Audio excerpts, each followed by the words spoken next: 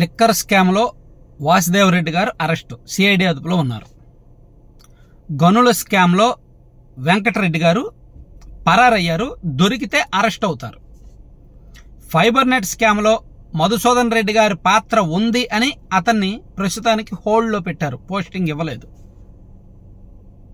అలాగే ఇంకా కొంతమంది ఉన్నారు.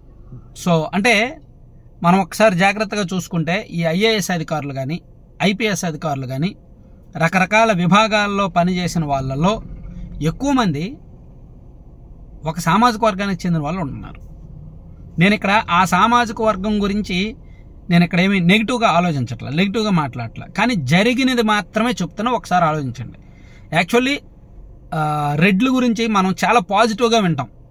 రాయలసీమలో వాళ్ళ లైఫ్ స్టైలు, వాళ్ళ కల్చరు, వాళ్ళ మంచితనము, ఎవరైనా వాళ్ళ ఇంటికి వెళ్తే వాళ్ళు ఆదరించే తీరు, వాళ్ళ అన్నం పెట్టే తీరు. ఇప్పుడు గోదావరి జిల్లాల్లో కానీ అలాగే రాయలసీమ జిల్లాల్లో ఈ రెడ్లకు కానీ, గోదావరి జిల్లాల్లో కొన్ని సామాజిక వర్గాలకు, ఉత్తరాంధ్రలో కొంతమందికి ఇలా మంచి మంచి పేర్లు ఉంటాయి. సో అలా రెడ్డి సామాజిక వర్గం అంటే బలమైన నాయకత్వ వ్యవస్థ ఉంది, మంచి పేరుంది, పెద్ద పెద్ద స్థాయిలో ఉన్నవాళ్ళు ఉన్నారు. సో వాళ్ళు రాష్ట్రంలో రాజకీయంలో అనేక దశాబ్దాల పాటు చక్రం తిప్పారు. కొన్ని నియోజకవర్గాలను దశాబ్దాల తరబడి గుప్పెట్లో పెట్టుకున్నారు. సో అంత శాసించే స్థాయిలో ఉంటూ ఇప్పుడు ఏ స్కామ్ చూసినా వాళ్ళకు సంబంధించిన అధికారులే. చూడండి, ఇప్పుడు ఫైబర్ నెట్ స్కామ్లో ఈయన, అలాగే సమాచార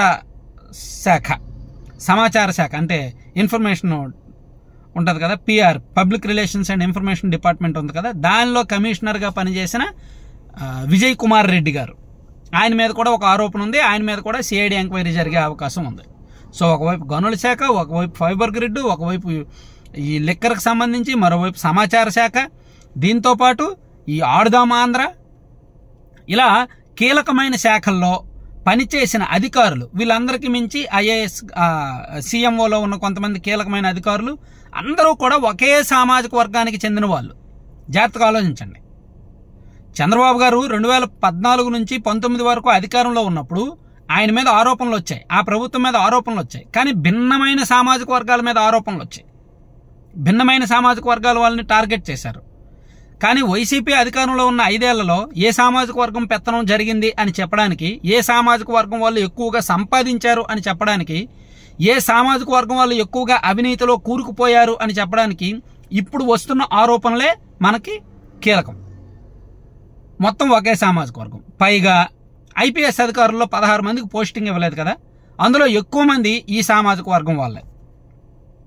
చూసారా, అబ్జర్వ్ చేశారా? ఎక్కువ మంది ఈ సామాజిక వర్గం వాళ్ళే. రిశాంత్ రెడ్డి గారు, అమ్మిరెడ్డి గారు, పరమేశ్వర రెడ్డి గారు, అది ఇది చాలా మంది ఉన్నారు. అంటే ఇక్కడ మనం అర్థం చేసుకోవాల్సింది, ఆ సామాజిక వర్గాన్ని కూటమి టార్గెట్ చేస్తోంది అని మేబీ వైసీపీ వాళ్ళు ప్రచారం చేసుకుంటే చేసుకోవచ్చు కాక, కానీ అది నమ్మశక్యంగా ఉండదు. ఎందుకంటే వీళ్ళు గతంలో వైసీపీ అధికారంలో ఉన్నప్పుడు ఆ సామాజిక వర్గానికి ప్రయారిటీ ఇచ్చారు. అంటే సంపాదించే అవకాశం ఉన్న ప్లేసుల్లో, పోస్టింగుల్లో ఆ సామాజిక వర్గాలను ఉంచారు. ఏ విభాగంలో అయితే డబ్బులు ఎక్కువ వస్తాయో, ఇప్పుడు మద్యం, లిక్కరు, విపరీతమైన ట్రాన్సాక్షన్స్ జరుగుతాయి. సో దానిలో ఆయన ఉంచారు, వాళ్ళ సామాజిక వర్గానికి చెందిన వ్యక్తిని ఉంచారు. గనులు, ఎక్కువ డబ్బులు ట్రాన్సాక్షన్స్, సో అందులో ఆయన సామాజిక వర్గానికి చెందిన వాళ్ళని ఉంచారు.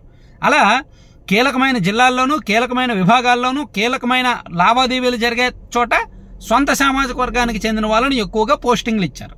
సో వాళ్ళ ద్వారా కథ నడిపించారు, వాళ్ళ ద్వారా అవినీతి వ్యవహారాలు నడిపించారు. సో ఇప్పుడు కూటమి ప్రభుత్వం వచ్చిన తర్వాత ఆ శాఖల్లో జరిగిన అవినీతి మీద దృష్టి పెట్టే క్రమంలో ఫస్ట్ బలవుతున్నది కూడా ఆ సామాజిక వర్గానికి చెందిన అధికారులే. చూసారా, విధి చుట్టూ తిరిగి ఎలా వచ్చిందో.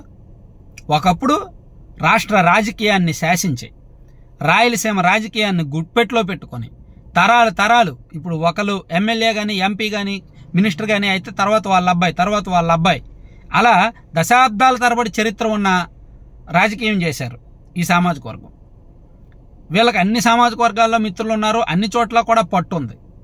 కానీ చూసారా, ఇప్పుడు రాజకీయంగా ఎటువంటి దురావస్థలో ఉన్నారా? చదువుకున్న వాళ్ళు, ఐఏఎస్ ఐపీఎస్ స్థాయిలో ఉన్నవాళ్ళు ఇప్పుడు అడ్డంగా బుక్ అయ్యారు. సో దీన్ని మనం సామాజిక వర్గ కోణంలో చూడక్కర్లా, కానీ ఏ స్కామ్ చూస్తున్నా ఆ సామాజిక వర్గ అధికారుల మీదకే వెళ్తుంది. అలా ఎందుకు వెళ్తుందంటే వాళ్ళు తినే పొజిషన్లో ఉన్నారు కాబట్టి మిగిలిన సామాజిక వర్గం వాళ్ళందరినీ కూడా అప్రాధాన్య పోస్టుల్లో పడేశారు. వాళ్ళకేం పెద్ద అవకాశం లేని పోస్టుల్లో పడేశారు. సో ఇది చాలా ఇంపార్టెంట్, ఆలోచించాల్సిన అంశం. వైసీపీ గత 5 ఏళ్లలో జరిపిన వ్యవహారాలు వాళ్ళ సొంత సామాజిక వర్గాన్ని, సొంత మనుషుల్ని అడ్డం పెట్టుకుని ఏ విధంగా దోచుకున్నారు అనడానికి ఇప్పుడు జరుగుతున్న ఉదాహరణలే మనకి సాక్ష్యాలన్నమాట. రేపు పొద్దున సిఐడి ఎంక్వైరీ చేసిన తర్వాత, ఆధారాలు బయటపడిన తర్వాత కూడా ఇదే నమ్మాలి ఖచ్చితంగా.